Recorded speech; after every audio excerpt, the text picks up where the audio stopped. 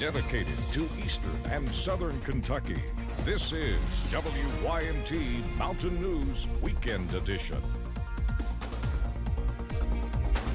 Good evening, I'm Jack Demler. With the 68-team bracket for the NCAA tournament released, 3 teams from the Bluegrass State heard their names called and are preparing for their chance to play for a national championship.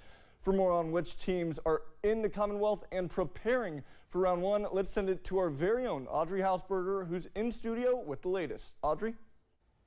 Thank you, Jack. I hope your dancing shoes are ready because the field of 68 is set for the NCAA tournament, and the Bluegrass State has 3 teams competing on the national stage. First and foremost, the Kentucky Wildcats are the 3 seed in the South region. They will play 14 seed Oakland in Pittsburgh. The Morehead State Eagles are headed to Omaha, Nebraska after earning the 14 seed in the East region. They play a tough 3 seed Illinois team who just won the Big Ten tournament earlier today. Back over in the South region, Western Kentucky gets the 15 seed and will play 2 seed Marquette in Indianapolis. So Audrey, a 3 seed for the Wildcats in the South region. How do you expect them to bounce back from that tough SEC tournament loss? Yeah, well, during the bracketology, the broadcasters had compared each region. The South was looked at as an easier region, so even though they had that loss, Kentucky is still a phenomenal team, and Coach Cal has been saying all year that this team is built for March. So we'll just have to wait and see. Audrey, it'll be interesting to see how the Wildcats can bounce back from that loss to Texas A&M, and let's hope to see if they can make a deep run in the NCAA tournament. Thank you so much for your insight. We will have more on the matchups in the NCAA tournament coming up later in sports. Well, now that we know who will play, WYMT is partnering with Appalachian Wireless and Food City to give you a chance to win big right here at home. 2024 Basketball Mayhem is returning to the mountains. Scan the QR code on your screen and submit your bracket for a chance to win an iPad sponsored by Appalachian Wireless, a big screen TV, and a Food City gift card. You can submit your bracket up until 15 minutes before the first tournament game. For contest rules, visit WYMT.com. Well, it's a chilly night across our area as temperatures are generally into the 40s. We are 46 right now in Manchester, 44 in Hazard, 48 in Harlan, 41 in Irvin, 42 in Moorhead, 44 for Jackson, 47 in Prestonsburg right now, 46 in Pikeville, 46 for Clintwood, 42 in Wise, and 47 in Jonesville. As we go into tonight, we're looking at a light freeze for tonight. Temperatures are going to fall down into the lower 30s for our overnight lows. Winds out the west-northwest 5 to 10 miles per hour as we will have mostly clear skies across our area. We look at the day tomorrow. We're going to be mainly dry, and it's going to be a cold day. We're only going to have highs into the mid-40s, but we're looking at some spotty mix, at least into the afternoon hours. We're going to start out clear in the low 30s in the morning, and again, finish out in the mid-40s for the afternoon. Again, could see a spotty rain or snow shower as we go into the afternoon.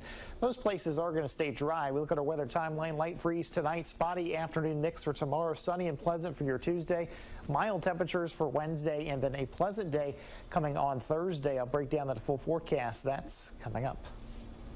All right, Ben, thank you. A Monticello man is charged with impersonating a peace officer after police say he sent messages to a woman claiming to be Wayne County Sheriff Tim Catron. Deputies said Ellis Godsey reportedly sent messages to the woman asking her to go to the suspect's home to help with an investigation into a suicide note. When deputies arrived at Godsey's home, they looked at his phone and it contained, quote, proof that he had sent the messages.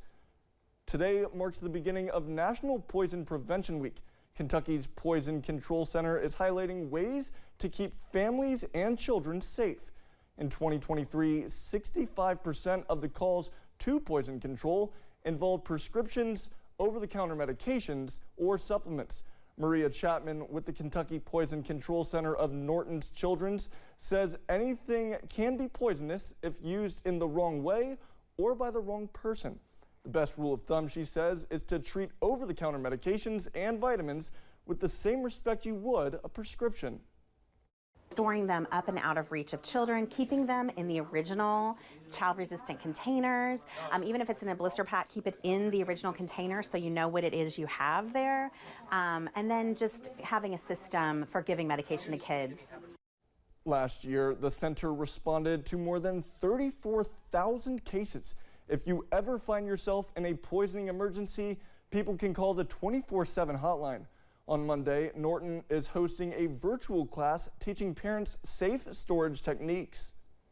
With spring officially starting this week, it is important to keep things in your car safe. London Police Public Affairs Officer Hobby Darty says more people are out with warmer weather, adding it is important to be safe than sorry by keeping your doors locked and make sure there are no valuables left in your car. No, just in general, just to remain vigilant with your belongings. You know, keep your doors locked and don't have anything valuable left in your vehicle. Because, like I said, with the warmer weather, people are going to be out and about more on foot.